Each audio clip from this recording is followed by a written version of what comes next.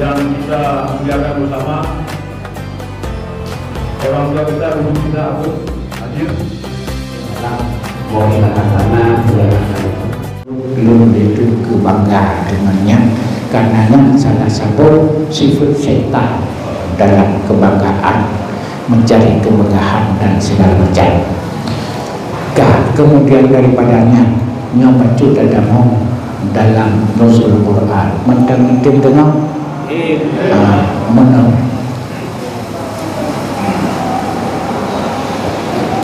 gedenya Islam bahawa Selasa Muharram 22 Hijriah dideklarasikan umum Aceh, yaitu umum agama Islam, yaitu yang sifat syariat yaitu ilmu Syafi'i dan akidah Ahlus Sunnah wal Jamaah. Dan raja Pak masanya Sultan Abdul Aziz Shah jino mantel kuburan Pak Bineh kubur yang di Pulang di Bandung menjak ujung jin, tapi kubu panjangnya nyangkan kubu lembut tapi paling begah kasih pena mentok. Kemudian gedenya untuk menghargai, menghormati ulama-ulama yang awal, yang gedenya harus tapudik berjinti adat dan budaya lagi hukumnya walau gedenya bukan budik di Aceh. Maka dalam hal demikian urungan berdasarkan Al-Quran dari wasit Nabi diubah agama usul raya diistilahkan dengan samudra yang terletak di yaitu Blanjur semut rayanya empungkan sejarah watai kembang gede keamanan untuk kenal 40-nya seorang jib baca Quran yang kehina.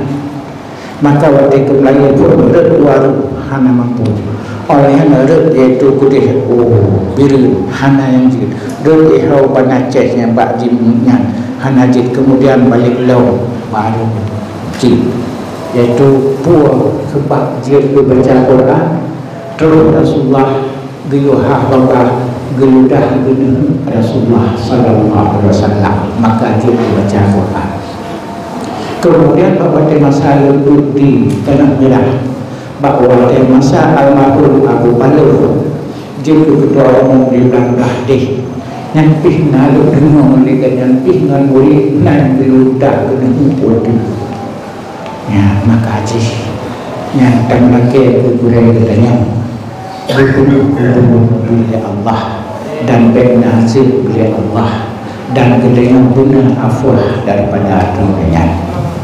Kemudian karena Al-Qurannya adalah lengkap, jadi dalam bunyi al-yawma akmaltu lakum sampai habis ayat olehna kalimat akmal pekena atamam, padahal akmal dengan atamam yang segitu tahu artinya.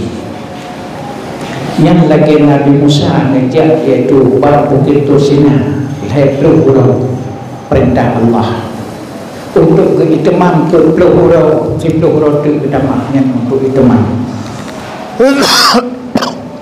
Maka sampai nak kalau kedai Cina 10 huruf jauh dasar daripada Nabi Muhammad dengan agama Ibrahim ke muslah bakguha gejak yaitu menung dan keterima wahyu Iqra yang pertama secara yaitu itulah ajihnya ayat yang pertama. Teman nuzul Al-Quran itu istilah bahasa Arab. Kalau istilah kita sekarang itu penurunan pembacaan hukum Allah kepada makhluknya yang di bumi yang berakal yaitu jin dan manusia dengan kalimat wa ma khalaqtul jinna wal insa sampai seterusnya. Dan kalau kita belajar tauhid itu harus kita tahu tentang putrah iradah, masalah takluk kepada mungkin dan isyarah kepada sulhul qadim sampai kepada tajzi hadis, maka diturunkanlah Al-Qur'annya dari Lauh Mahfuz kepada Baitul Izzah di langit dunia, sekaligus semuanya seperti yang tertera sekarang pada Al-Quran. Yang beserta itu malaikat Safrah. Kemudian daripada langit dunia Baitul Izzah diturunkan sedikit-sedikit menurut kebutuhan kepada Nabi kita Nabi Muhammad SAW, daripada ayat yang pertama dan ya ayyuhal mudassir dan seterusnya ya ayyuhal muzammil sampai kepada ayat yang terakhir secara yaitu al-yawma akmaltu lakum, itu masih hidup Rasulullah 85 hari lagi. Ayat yang terakhir secara itlaq tercantum di dalam surat Lembu, dalam surat Lembu. Nah, itu surat Lembu kan surat Al-Baqarah, yaitu wattaqu yawma turja'una fihi ilallah. Itu ayat yang terakhir diturunkan. Kapan itu? Semua kitab samawi yang diturunkan oleh Allah Ta'ala semuanya itu dalam bulan Ramadan. Ada yang pada 4 Ramadan, 6 Ramadan, 12 Ramadan, 17 Ramadan. Maka dalam hal demikian Al-Quran itu dia mempunyai 4 makna. Yang pertama makna zahir. Di situ dengan makna zahir kita banyak kecolongan, kadang-kala menjadi kafir. Ada makna batin, yaitu dengan mempunyai ilmu bayan, mantek, batin, dan ilmu alat lainnya nahwu saraf. Kemudian ada yaitu maknanya dengan secara min haitsuha dengan definisi masing-masing. Dan ada juga makna min haitsu potong-potong kalimat seperti alif lam mim, alif lam ra dan sebagainya. Itu harus kita pelajari. Kalau kita tidak pelajari 4 tingkat ilmu itu, hanya ilmu zahirnya saja, kita kadang-kala terjerumus kepada kekafiran. Na'udzubillah minha. Maka oleh karena demikian, sifat Al-Quran itu ada yang sifatnya nasikh dan mansukh. Itu ada dalam 40 ayat dan 40 surat dan lainnya. Kemudian jumlah huruf Al-Quran menurut yaitu Imam Syafi'i, menurut yaitu Ahmad Syafi'i itu 1.025 huruf. Menurut Ahmad Syafi'i jumlah huruf Al-Quran 1.025 huruf. Menurut Imam Nawawi, Imam Syafi'i jumlah huruf Al-Quran 1.027 huruf. Menurut imam yang lain 30 lebih. Ketiga-tiga itu semuanya sama, cuma intibatnya berbeda, tapi pada hakikatnya sama. Kenapa demikian? Kenapa oleh yang tingkat pertama tadi 1.025 huruf itu tidak menghitungkan huruf ganda? Oleh Imam Syafi'i, kenapa yaitu 1.020 huruf itu menghitungkan huruf ganda? Yang lebih itu ada kena peding gatuh. Jadi kesemuanya itu tidak salah, kesemuanya itu benar. Kesemuanya itu benar. Maka contoh kalimat Allah ataupun ilahun, ilahun yang nampak pada lehernya cuma 3 huruf. Itu menurut hitungan Ahmad Syafi'i. Tapi menurut hitungan Imam Syafi'i itu 4 huruf. Ilahun karena barisnya dia tegak, berbeda dengan ilahun yang barisnya dia mereng. Jadi kalau barisnya itu tegak, berarti dia ada 1 huruf yang lain, huruf alif. Jadi yang nampak itu 3, padahal yang hakikatnya dia 4 huruf, ada alifnya. Yang beda. Maka oleh karena demikian, kalau kita bersikir tidak ada ma, itu sungguh sangat salah. Apalagi kita lancang yaitu berzikir la ilaha illallah. Kalau la ilaha illallah tidak ada mak padalah sungguh perubahan artinya memang benar-benar ada Tuhan selain Allah.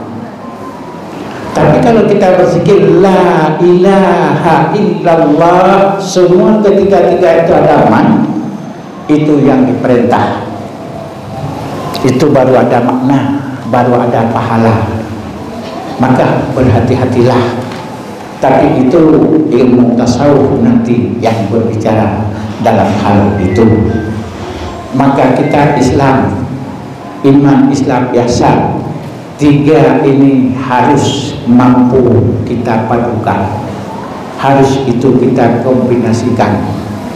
Kalau itu tidak kombinasikan, kita mengaji ilmu fiqh di fiqh, ilmu tauhid di tauhid, ilmu tasawuf kita di tasawuf, itu belum. Tapi harus mampu kita tasawufkan tauhid, harus mampu kita tauhidkan tasawuf, harus mampu kita tauhidkan fiqh, dan harus kita mampu tauhid dan tasawufkan fiqh. Begitulah selanjutnya. Maka itulah kata Nabi, belajarlah mulai semenjak dini sampai kita kuliah lahad. Kita tidak membacakan yaitu matan hadisnya. Yang keliang lahat itu di waktu kita telah mati dimasukkan kepada lahat. Setelah kita digali lubang begini, ada lubang samping itu yang dikatakan lahat. Itu menurut tanahnya. Tapi kalau tidak bisa begitu, ya di tengah. Kalau tidak bisa begitu, itu bikinlah kerendahannya. Apa kita belajar di waktu dalam lahat itu? Itulah talqin. Di waktu imam duduk kita dalam lahat, diajarkanlah apabila izaja'a, apabila datang dua makhluk Allah, jangan terkejut, jangan takut, jangan bingung. Itu makhluk Allah yang sama. Seandainya ditanyakan marrabuka, jawab oleh kamu Allahu Rabbi. Ditanyakan man nabiyuka, jawab olehmu Muhammadun Nabi. Dan seterusnya ma qillatuka, ma imamuka, ma ikhwanuka. Jadi itu kalau kita tidak praktekkan pada guru kita, seperti orang ini jauh-jauh dikirim dari Aceh kemari untuk syafir Ramadan. Kalau kita tidak belajarkan itu, kita tidak belajar tauhid, fiqh dan tasawuf, itu tidak mampu kita menjawab. Di waktu ditanya marrabuka, tidak mampu kita menjawab Allahu Rabbi karena tidak belajar ilmu tauhid. Ditanya man nabiyuka, kita tidak mampu membawa Muhammadun Nabi.